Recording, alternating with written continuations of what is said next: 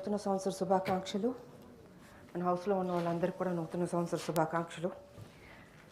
తెలంగాణ ప్రజలందరూ సంతోషంగా హ్యాపీగా ఉండాలని ఆ దేవుణ్ణి నేను కోరుకుంటున్నాను. అధ్యక్ష, మీ ద్వారా నేను మంత్రి గారిని కోరుతున్నాను. గృహజ్యోతి అనే పథకం చాలా మంచి పథకం. సో దానికి సంబంధించి నేను చెప్పదలుచుకున్నాను. గృహజ్యోతి పథకం కింద 200 యూనిట్ల వరకు ఉచిత విద్యుత్ సరఫరా విషయంలో రాష్ట్రంలోని వివిధ జిల్లాల వారీగా ఎంతమంది అర్హులైన మహిళలకు ఉచిత విద్యుత్ సరఫరా చేశారు? ఈ పథకం అమలు నిమిత్తం రాష్ట్ర ప్రభుత్వం ఎంత ఖర్చు చేసింది? అర్హులైన మహిళలందరికీ ఈ పథకం వర్తింపుకు గవర్నమెంట్ సమర్థవంతంగా అమలు చేయడానికి తీసుకున్న చర్యలు ఏమిటి? 122 కోట్ల 33 లక్షల 16,000, మరో దఫలో 109 కోట్ల 28 లక్షల 61,000 రూపాయలు ప్రభుత్వం మంజూరు చేసిందని చెప్పింది సార్. సో ఈ అకాల వర్షాలు కురిసి దాదాపు 4-5 నెలలుగా వస్తూ ఉంది సార్. ఇంకొకసారి 3 నెలలుగా వస్తూ ఉంది సార్.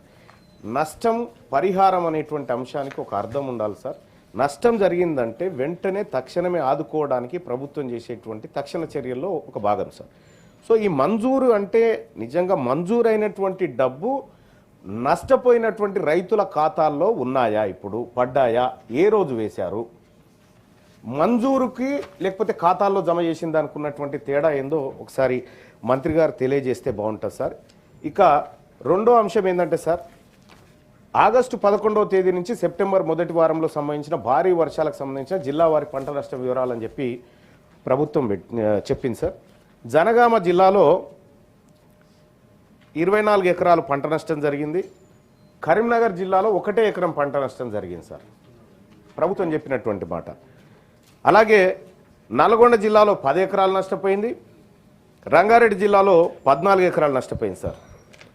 అలాగే అక్టోబర్ 28-31 మధ్య జోగులాంబ గద్వాల జిల్లాలో 12 ఎకరాల పంట నష్టం జరిగిందని ప్రభుత్వం చెప్తా ఉంది సార్.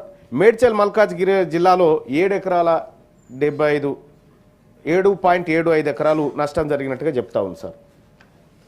సార్ ఈ 1 ఎకరం కరీంనగర్ జిల్లాలో ఆ రైతు నష్టపోయిన 1 ఎకరం పేరేంది, ఆ రైతు పేరేంది, అసలు ఎట్లా తయారు చేసిరు ఈ నివేదిక?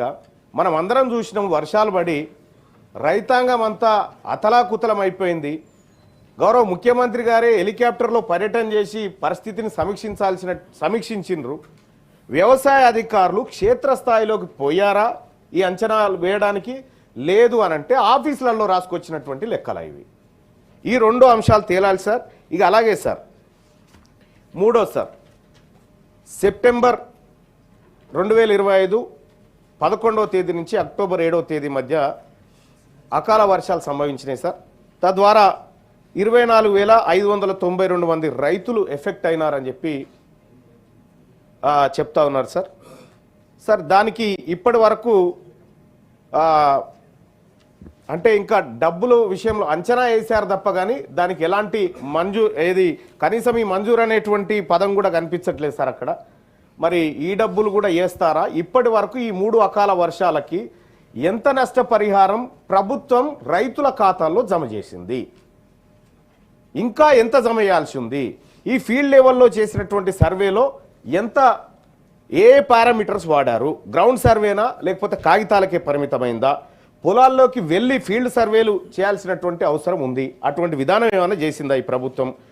సార్ ఇక పంట నష్టం విషయానికి వస్తే ఒక రైతుకు 5 ఎకరాలు ఉంటుంది సార్. అందులో 2 ఎకరాలు పోతుంది ఒక ఆయనకు, లేదంటే 1 ఎకరం పోతుంది, లేదంటే 3 ఎకరాలు, లేదంటే మొత్తం 5 ఎకరాలు పోతుంది. అలా 100% పంట లాస్ అయిన రైతుల సంఖ్య ఎంత?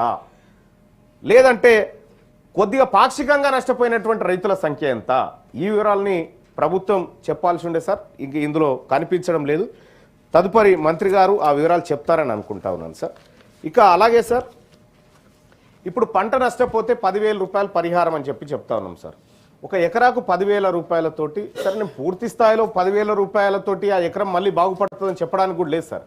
కానీ రైతు విషయంలో మాత్రం కొంత ఎక్కువ ఇవ్వాల్సినటువంటి అవసరం ఉండే సార్. 10,000 రూపాయలతోని విత్తనాలు ఏం కొనుక్కుంటాడు, ఎరువులు ఏం కొనుక్కుంటాడు, ఒక 2 రోజులు ట్రాక్టర్ పెడితేనే ఆ 10,000 రూపాయలు ఖర్చు అవుతున్నటువంటి పరిస్థితి. సో మరి రైతుకు పెట్టుబడి కింద ఈ 10,000 రూపాయలు సరిపోతాయా, లేకపోతే రాష్ట్ర ప్రభుత్వం ఎన్నో ఖర్చులు చేస్తా ఉన్నది సార్, మనం ఎన్నెన్నో ఖర్చులు చేస్తా ఉన్నాం, రైతుల విషయంలో కొద్దిగా ఎక్కువ ఖర్చు చేయడం వల్ల వచ్చే నష్టం ఏం లేదు. రైతు ఎందుకంటే తెలంగాణ రాష్ట్రం 60% వ్యవసాయ ఆధారిత రాష్ట్రం సార్. 60% వ్యవసాయ ఆధారిత రాష్ట్రంలో రైతులకు సంక్షేమానికి రాష్ట్ర ప్రభుత్వం రాజీ పడకుండా నిధులు ఖర్చు చేయాల్సినటువంటి అవసరం ఉంది సార్. సో మరి ఇప్పుడు ఎకరాకు ఎంత సరిపోతుంది సార్? ఎన్ని విత్తనాల విషయంలో పంట నష్టం జరిగినటువంటి రైతులకు ఏమైనా ప్రత్యేక సబ్సిడీలు ఇస్తా ఉన్నారా, లేదంటే ఎరువుల పంపిణీ విధానంలో ఏమైనా ప్రత్యేక చొరవ తీసుకుంటా ఉన్నారా? మరి ఆ రైతులు ఆగమైనటువంటి రైతులను ఆదుకోవడంలో తెలంగాణ రాష్ట్ర ప్రభుత్వం చొరవ చూపాల్సినటువంటి అవసరం ఉంది సార్.